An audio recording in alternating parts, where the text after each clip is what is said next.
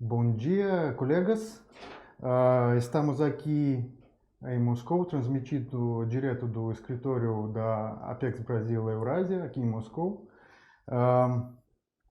Hoje, nessa situação tão difícil que estamos vivendo no mundo todo, o nosso escritório, mais uma vez, lança um projeto que aproveita essa situação, é o formato de webinários.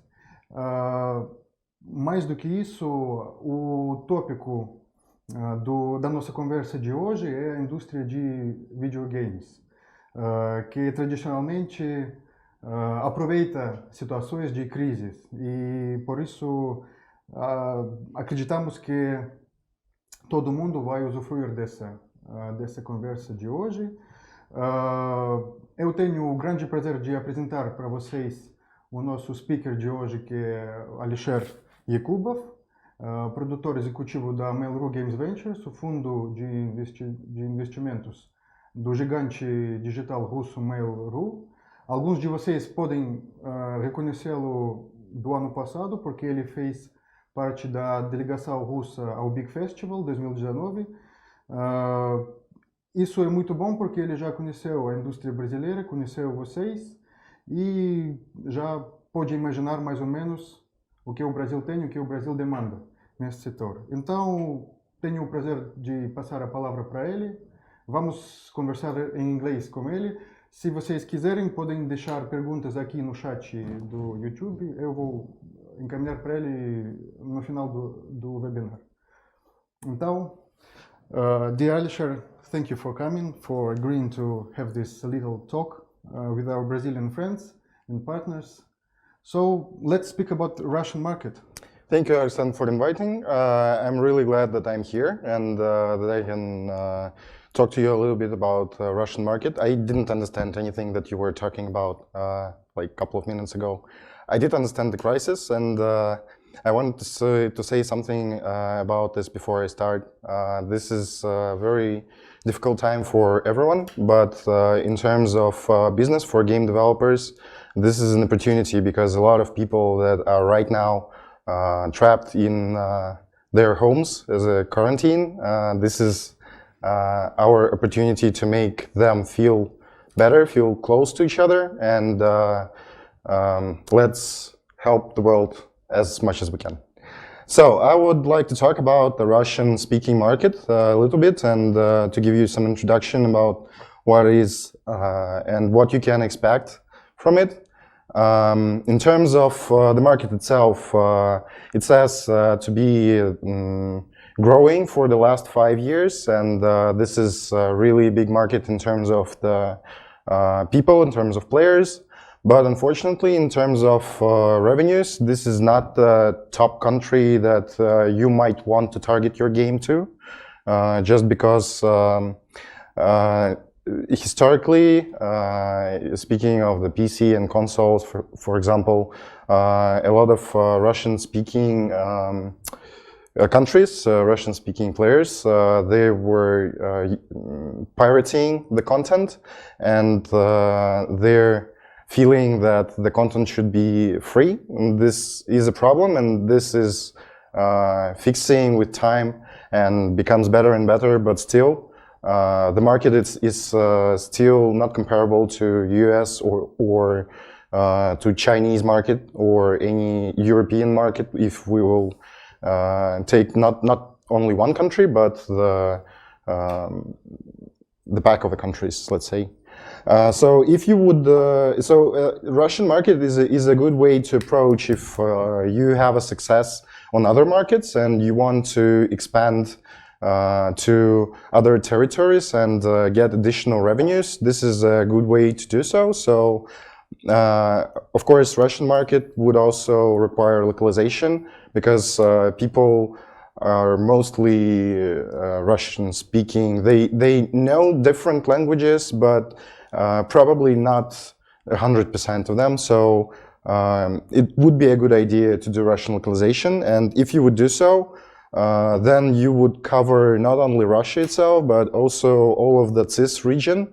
like Romania and Azerbaijan, Belarus, Kazakhstan, and other countries that are also Russian speaking. So if you're doing this localization, make sure that you would also release or do something. You can also do something with these countries too. In terms of the players, on the big games like PC and consoles, the most Russian players are fencing the MMORPGs. This is like classical World of Warcraft. This is like Lineage and etc. So our players are in the middle between Europe, US, and Asian markets. So they play a little bit of both. Of course, on the mobile market, as in the whole world, hyper casual is a trend in Russia too. So a lot of people that are fond of not paying anything, they really like this monetization model, and they like the short sessions. So yeah, this is also growing. There is also some stats of Russian players. They're really playing a lot. So 60%, according to the PricewaterhouseCoopers data, are playing games. These are not only PC and consoles. These are also mobile and other platforms that might be like social networks, for example. Speaking about which, in Russia, we actually deliver the content using mostly the same instruments as the whole world. For the mobile, it's App Store, Google Play. There are different worldwide stores that we also use, and some stores that are local, but they are not really popular. So once again, they might be a good addition, but not the main platform that you want to be targeting for. But speaking about social networks, for example, there are two major social networks, Russian, are VKontakte and Одноклассники. They're both owned by Mail.ru, and mainly they cover 99% of the Russian internet. So there is also Facebook here, where part of the new generation is also presented. You can reach this auditory by different ad platforms, like all the social networks, the Russian. They use one ad platform called My Target. There is a link on the presentation, so you can come by and check. And the Russian-speaking auditory can also be targeted through Facebook. So this is pretty standard for different territories. In terms of PC, Steam is, of course, the leader here because,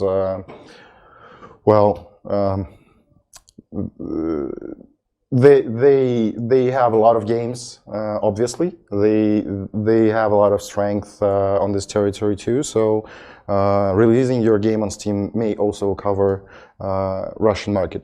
There are also different other PC stores that are less major, let's say, with like Games Mail.ru, you can distribute there, like Buka's shop, like there is a big offline shop that goes digital. It's Dina's Interest, so all the links are here.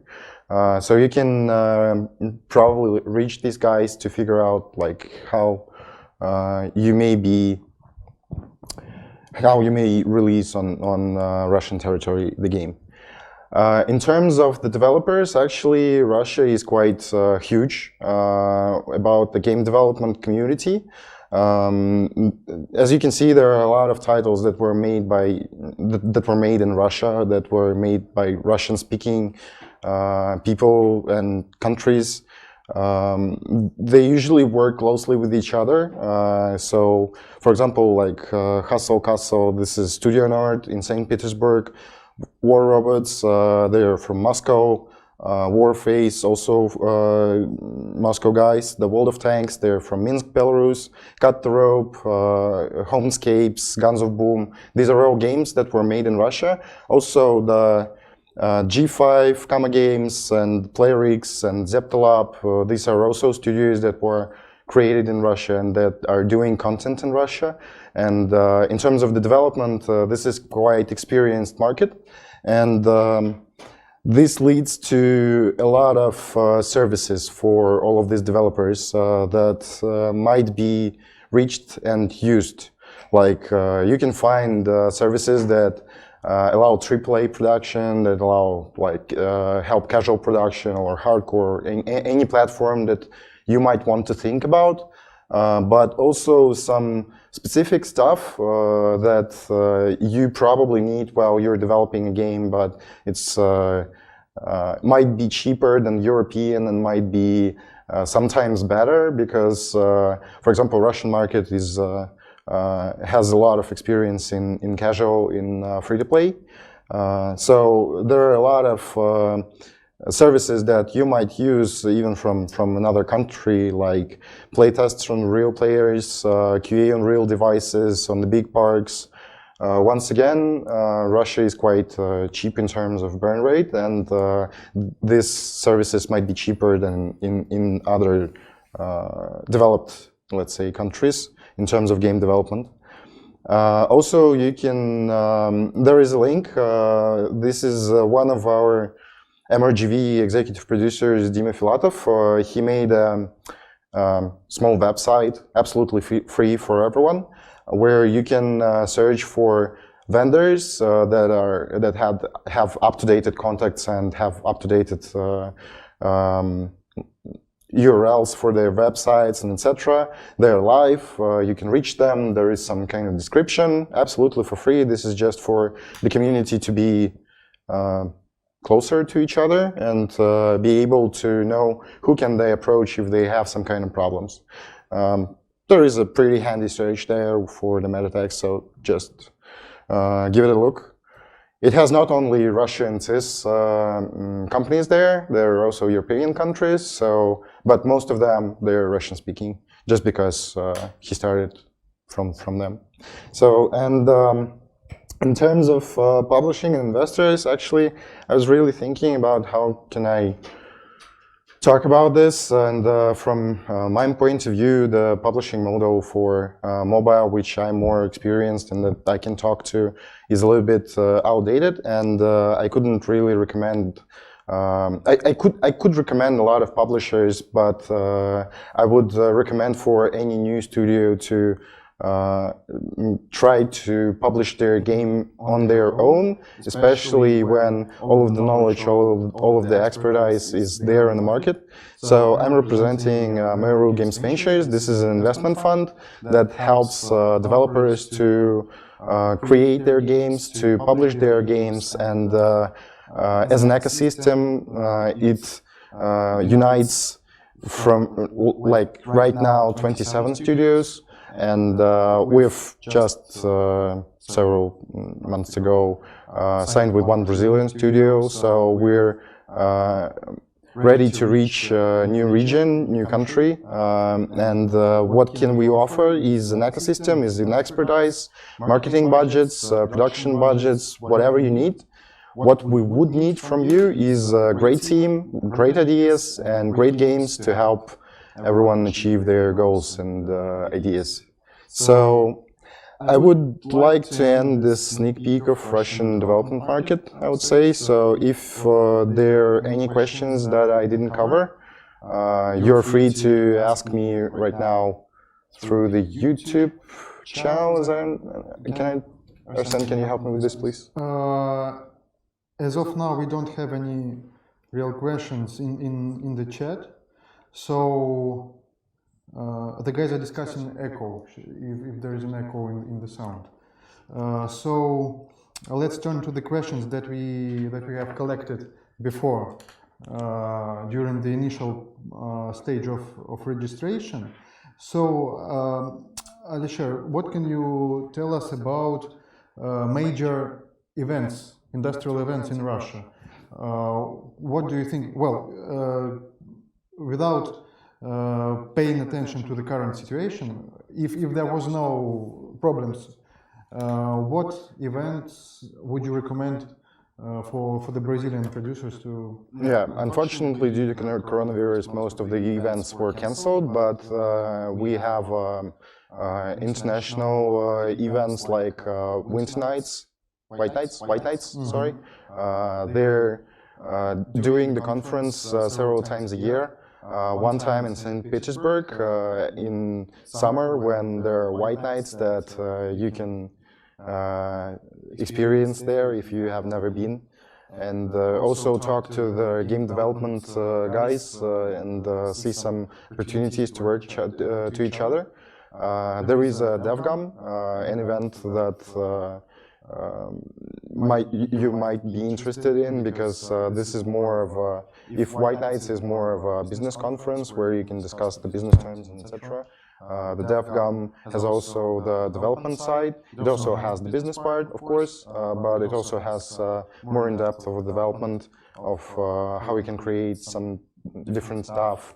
There are always like Unity or Unreal Engine specialists that you can approach and ask directly. So it's more like B2B kind of. This is a B2B events. If you would talk about the B2C events, then there is an Igromir, which is once a year. This is like huge event for just players and developers for players, so where they can showcase their products and etc. Yeah, I have no idea what would be next year and how this situation would evolve. So. I hope everyone would survive successfully and all of the events would continue once it would be ready. So yeah, this would be the major ones. We have received a couple of questions here in the chat. What do you think about the VR sector, VR games, especially in light of what you talked earlier, this Half-Life Alyx premiere? Is there anything special about the Russian market in terms of VR? Actually, nothing special. As in terms of VR, this is worldwide. This is more or less the same as we see.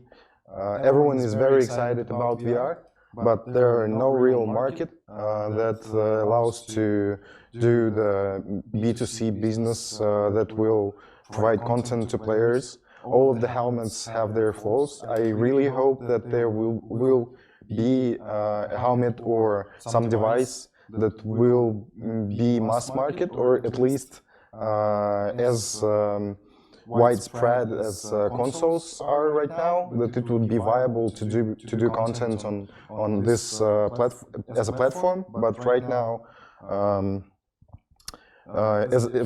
VR perspective, I know that there are several companies that are quite successful, that are doing their VR quests, like in offline events, and this type of business might be successful and they really need content and etc. But I do not have the numbers so that I can comment on. In Russia, this is not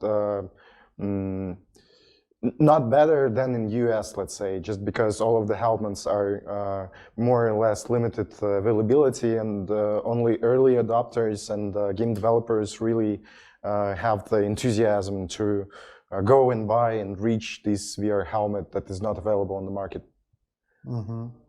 Officially, at least. Yes, I see. Well, there was a question about the greatest telecommunication companies. Okay. How do they participate in the game industry? Well, there are actually four maybe major cellular networks. This is Beeline, Megaphone, MTS, and Tele2. This is a new one, and actually they're not providing a lot of content. They're trying to do something with pre-distributed games on the phones that they're selling. But actually, this, in terms of in business terms, this might be a good addition, but this isn't something that you can build your business model on. So more or less they are providing the internet quite good, speaking frankly, and quite cheap. And in terms of cellular network, Russia is really good covered. If we would compare it even to the Europe, sometimes it's even better than in Europe. And cheaper, and definitely cheaper. So yeah, but the mobile networks, they're not really participating in the life of game development at any point.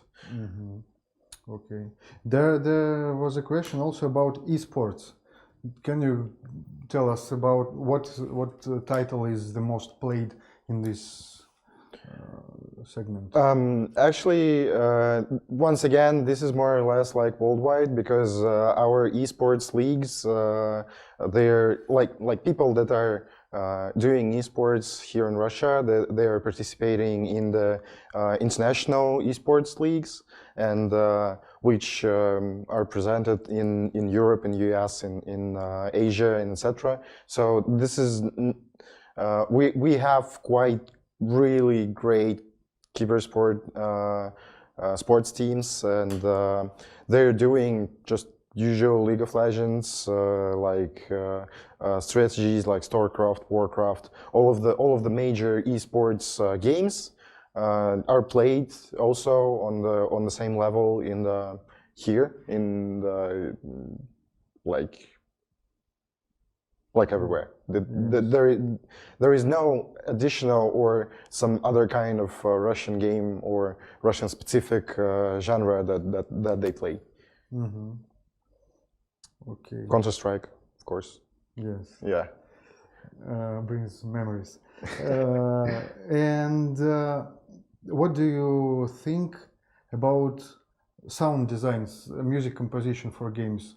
If a studio wants to develop a game, how would it approach the question of soundtrack for the game here in Russia? Yeah, this is actually not a problem because we have a lot of musicians that converted to gaming industry, and they're doing sounds for gaming industry for quite a while. They can do orchestra, they can do their own synthesized music, they can do SFX of all kinds, etc. And actually there are a lot of outsourcers that would be able to quite cheap do all of the work. You can find most of them in the vendors list, and usually all of their little sense of doing sound internally in your company. This is why even big companies, well, depending on their decisions, but most of the big companies, they also use sound design as an outsource. So there are really pretty bunch of quite good sound designers and sound design studios there, which are quite cheap, once again. Okay, thank you. Generally, our Brazilian friends, they feel a little bit insecure about the governmental barriers that Russia has in other industries. So the question is there any type of special certification or approval for a game being published in Russia? No, it's not like in China. You do not need an ISBN or something in order to be released in Russia. You just, well, this is, once again, we're using the same tools as all of the other world in terms of mobile, like App Store, Google Play, in terms of PC and consoles, distribution through Sony and Steam and etc. They're more or less the same rules. There is nothing special that you should do other than releasing on like on other territory or like in US. The platform itself would like sometimes like PEGI rating or something. This is the same institution, the same PEGI certification centers and etc. So there is no like additional steps that you need to do other than localization, which is optional. So this is not a mandatory if you want to release on Russia, but it's a good plus just because people, well, they do not know English really good. So if a team wants to make a game and they decide not to work on their own game, but they choose to outsource for some other foreign publisher, for foreign game studio, um, do we have any perception of the figures of this market? I mean, external development, because there is, well, I don't think that there is some agency or some government institution that counts how many people work for American studios or something like that. It's not. I think it's difficult to count. Yeah, it is really difficult because, the question about territory and the risk about the territory, this is a thing that every game developer should think about, not only in Russia, but in Brazil or in any other territory, because the distribution model for, at least for current games, is worldwide, more or less. And this means that there are risks on different territories. From the government side, there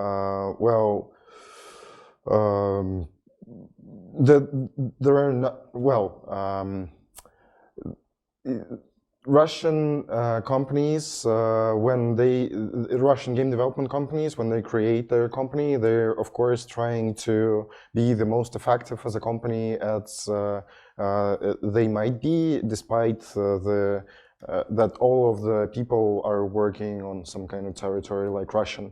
So the lawyer or jurisdiction structure could be any type, holding your IPs and holding your revenues secure from all of the different political and country questions, because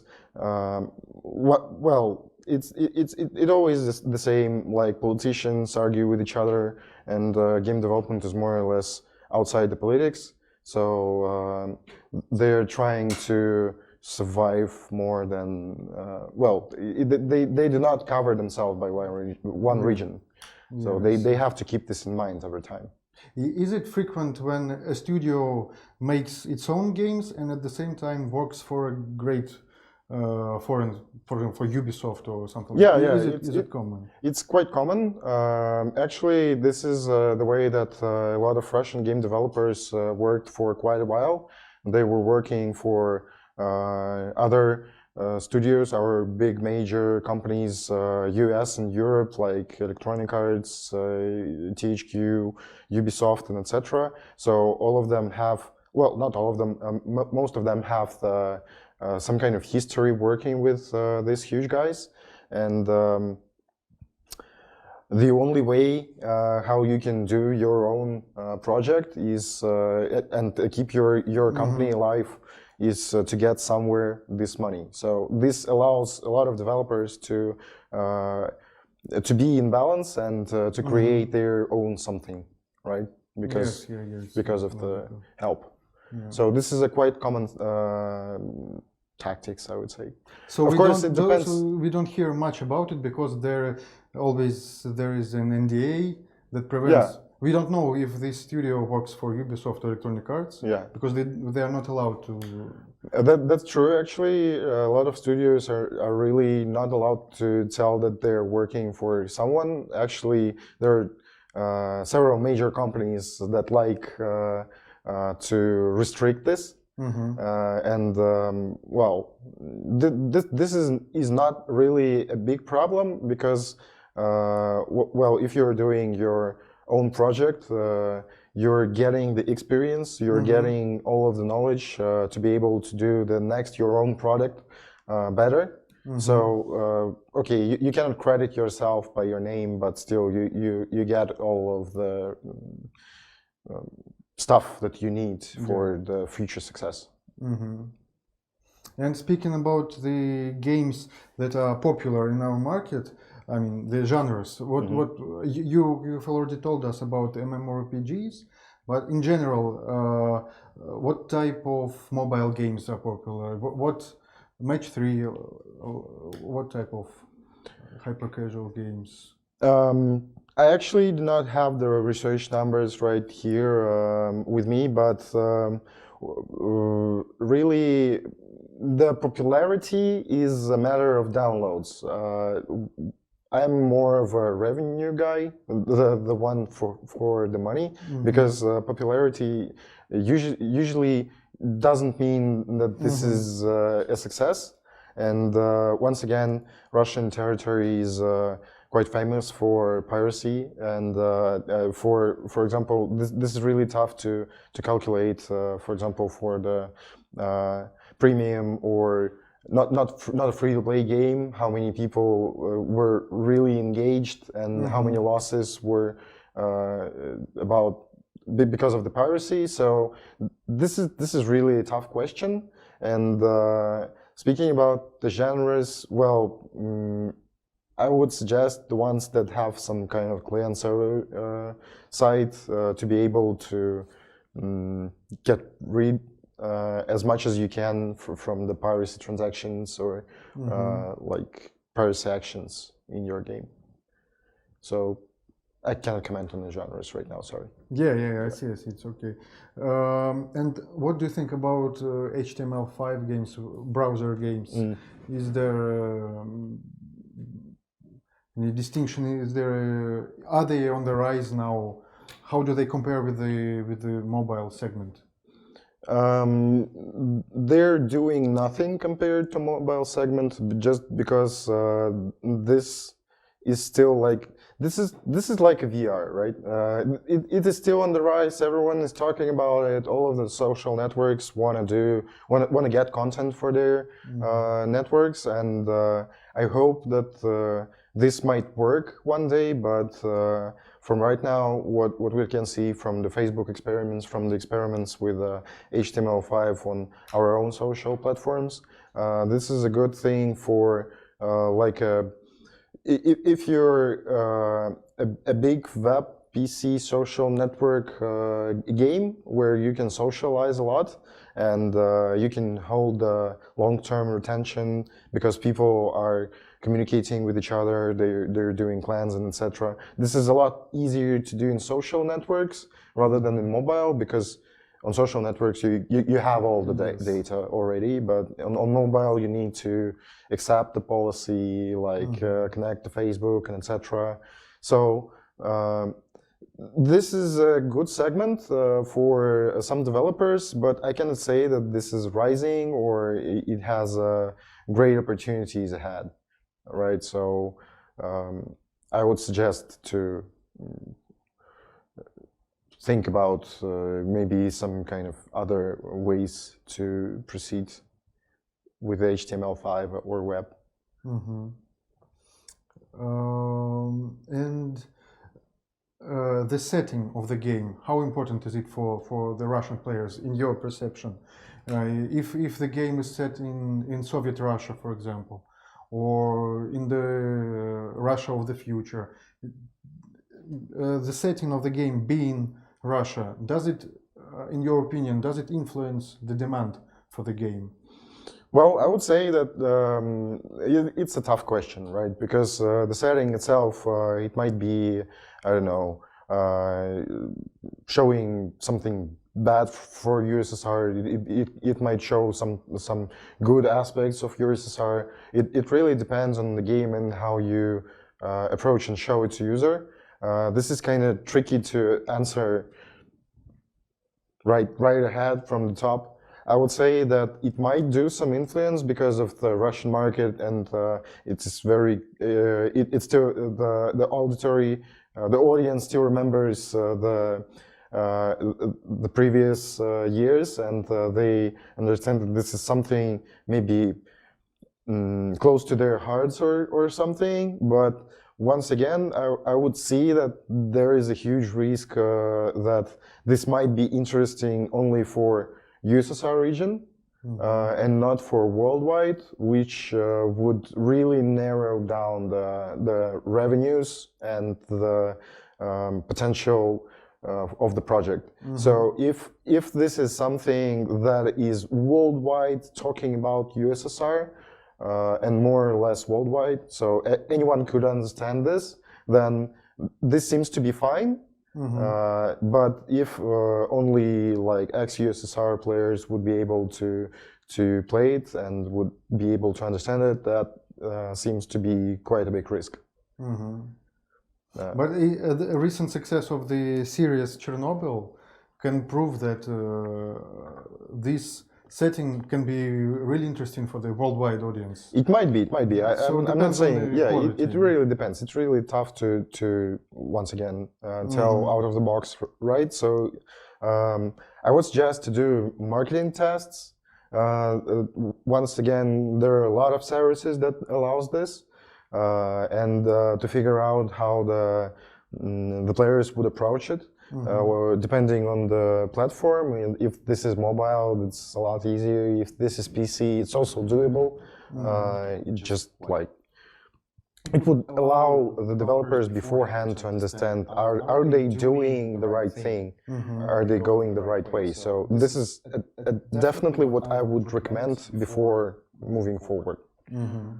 And testing it on different places like US, Europe, Russia, and see what's the difference, how the players in different regions react on this, and what do they say. Okay. And speaking about games that bring the most revenue, in your experience, mobile segment, can you name the most profitable games, maybe worldwide, or if you have these figures in mind, in the Russian market? You mean the developers that did the most profitable games, or titles? The titles? Yeah, sure. The most easiest is Playrix.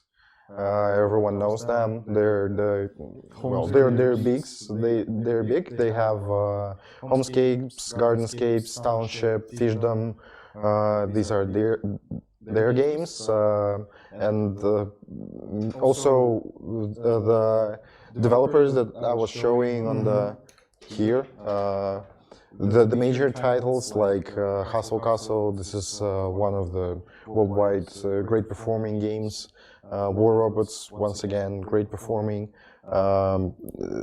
Cut the Rope, very cute Om that everyone plays, and these are also Russian developers. So yeah, if this answers your question. Yes, of course. But we have to point out that not Russian all of speaking. them. Yes, that not all of them Russian registered studios. No, they're not. They're not. Actually, they're in different regions registered. But the developers, the people that are doing this company, they are situated in Russian overseas territory. In terms of your experience with Brazilian studios, this fact that some of the Russian studios register their headquarters in Europe, how do you think, what influenced this decision? Do Brazilian studios have the same incentive to move their headquarters to Cyprus, for example, as the Russians, or there is a specificity in the Russian market that makes developers do this? Well, speaking frankly, there are lawyer and taxation reasons for this. So there are some jurisdiction risks to hold the IP in Russia, and there are some taxation additional risks that would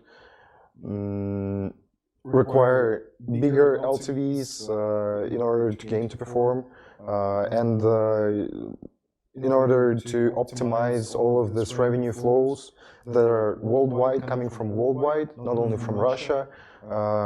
This requires optimization in terms of worldwide jurisdiction, because if the developer would be doing only his product for Russian market, then it would be absolutely, it would make absolute sense to keep all of the stuff in Russia. But since we're doing a worldwide things, projects, then we need to optimize it using the worldwide. So Brazilian market, as we have researched, has also some both lawyer and taxation issues like Russian market does, but There are absolutely official ways to optimize this stuff. And once again, depending on the company and the CEO and their decision and how they look at this, if they want to get the maximum optimization, then of course they have to move out their structure somehow. But if they're more of a like how say they want to stay in their region, then they would do it everything there. So this is the choice for everyone. Are they going to accept these risks and to accept these taxes, or they want to optimize? I see. I think we have time left for one ultimate question, and it's a very good question that we didn't touch about payment methods. What are the most used payment methods by the players in Russia, in your experience? Well, speaking about the payment methods, I would say that they're really interested for PC and for social networks, like projects that are running on the web, that require their own mobile, that require their own payment method. There is really a bunch of them. I'm pretty sure that they might be also be on the vendors list on the link that I have there as a payment systems. There's quite a bunch of them, so yeah, you can use whatever you want. Also, they're not like the major ones that everyone's use. They're just like depending on the terms that you would communicate with these companies and the terms that they would give you, and yeah, just decide. They're all working quite well. Some of them were, I forgot the name. They were doing the payment methods for the World of Tanks. Forgot the name. I might follow up with a link or update the presentation. Okay. And in terms of the players themselves, does a Russian player add a credit card to his account, or does he choose to pay, I don't know, with some Yandex money, or from the side of the player himself? Do you see any trends in the payments? Actually, everyone is using more or less credit cards. This is the most like everyone has their credit cards because they have their salaries got from there on this type. They use this type to get the salaries. Yeah, I'm out of English. Sorry. And more and more people are right now using mobile payments like Apple Pay, Google Pay, and other stuff. And yeah, they're not really keen on paying for fun and for digital goods like in-game currencies or something like this in huge, like in most of the people, right? But more or less, we do not have something like other countries do as a mobile payments first. We more or less used to the credit cards, debit cards, or something, because mobile payments, mobile operators, they use auto charge from the credit card as a main fund resource, and they're not really used as a wallets or something. So okay. All right. So thank you very much, Alisher, for this comprehensive talk. I think we managed to answer most of the questions. Thanks for inviting. Well, guys, I think you all see the contact details, and yes, his face also. So in the future, we will share with all of you the presentation. Maybe Alisher will update it with some information that we discussed today. So we'll be in touch.